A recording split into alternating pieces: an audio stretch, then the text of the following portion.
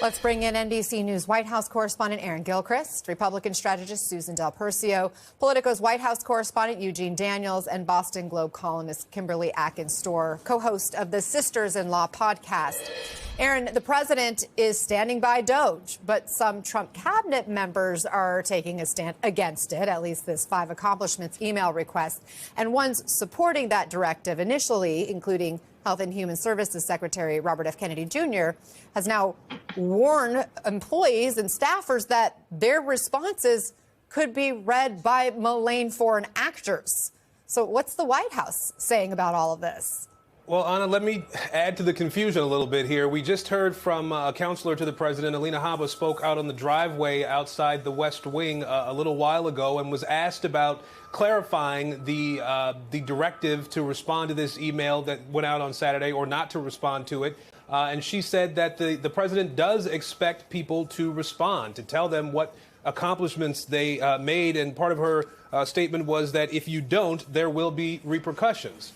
Of course, that is counter to what we understood yesterday was a directive from OPM to some of the HR folks at different agencies around the federal government that responding to that email on Saturday would be voluntary or is voluntary, and that there would not be it would not be taken as a resignation if people did not respond to it. Of course, as you noted, there were also agency heads who instructed their workers not to respond for various different reasons. Alina Habba seemed to suggest that people who dealt with classified information perhaps should not respond and follow the directions of their agency heads. I do want you to hear, though, what President Trump had to say about this when he was asked about Elon Musk and about this email that went out on Saturday. He called it genius. Listen to this. By asking the question, tell us what you did this week, what he's doing is saying, are you actually working? And then if you don't answer, like you're sort of semi-fired or you're fired, I think it was actually, there was a lot of genius in sending it. So Elon Musk went on social media last night and said that that initial email was really an inane test. He called it something that was trivial. And then later on, a few minutes later, as a matter of fact, posted on social media again saying that there could possibly be a second email if President Trump feels inclined to send a second one, and that people should respond to it or they would face resignation. And so I think, Anna, that is creating the angst for some federal workers, not really knowing what is going to happen or what's not going to happen from one moment to the next, and from whom they should be taking direction, whether it's Elon Musk directly or their supervisor or secretary of a department. There's just still a lot of confusion. It sounds like a big mess. Susan, some Republicans are now warning that DOGE could backfire. I want you to listen to what we're hearing from Senator Lisa Murkowski of Alaska, what she told NBC's Ryan Nobles.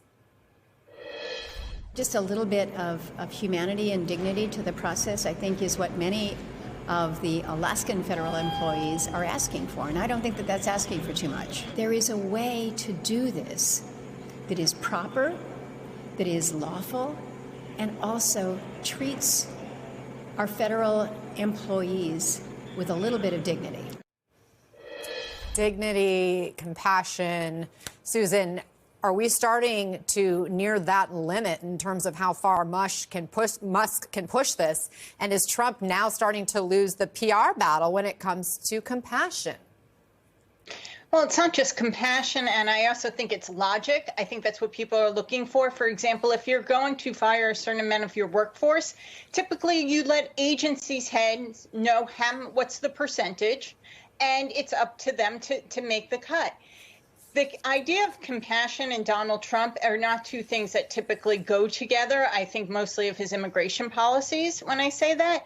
But what we're starting to see, for example, is veterans who are being fired just across the board. And if you look at someplace like the Department of Defense, that can mean about 30% of their personnel are veterans, and you're just going to randomly cut people and that they're going to be included. You're going to see the backlash.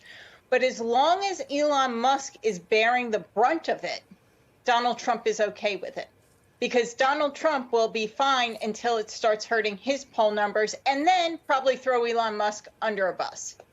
Eugene, other reporting we're tracking right now. Politico, your outlet, has this reporting that the president's allies are floating a plan to use a private civilian army of military contractors to carry out mass deportations. What are you learning about this?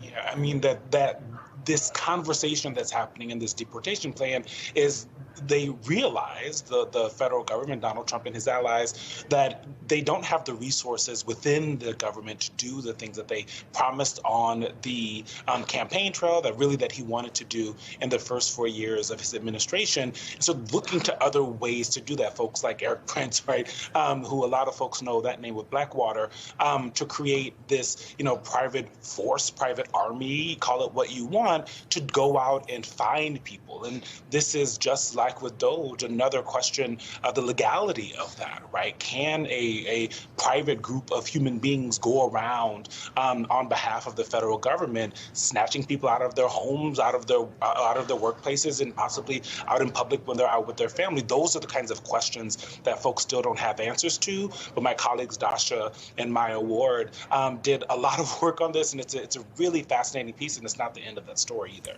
Kim, just yesterday, a federal judge blocked ICE arrests in churches for some religious groups. We've not seen any instances, at least bubble to the public surface, of church arrests since the president gave the okay. But this lawsuit's one of roughly 80 now facing the president, his policies, Elon Musk and DOJ. Can the courts keep up with the administration's pace? The president's scheduled to sign more executive orders just this afternoon.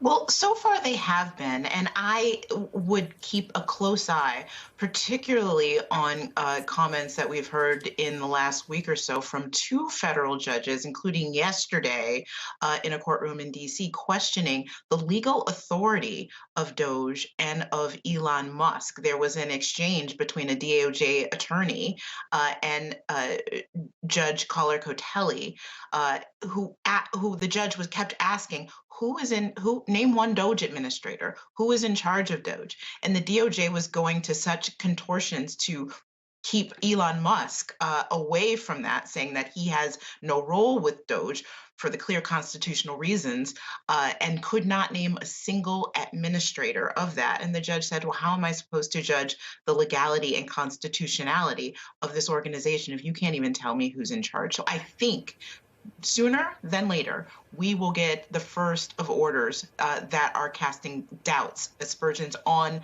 the constitutionality of this. Keep in mind, to create an agency, it's usually done by an act of Congress, and then the leader of that agency has to be confirmed by the Senate. Neither of those things have happened here. Clearly, Elon Musk, through his Twitter account, is in charge of this, but that would be unconstitutional. So I think that's one of the first and clearest defeats that the Trump administration may be heading toward.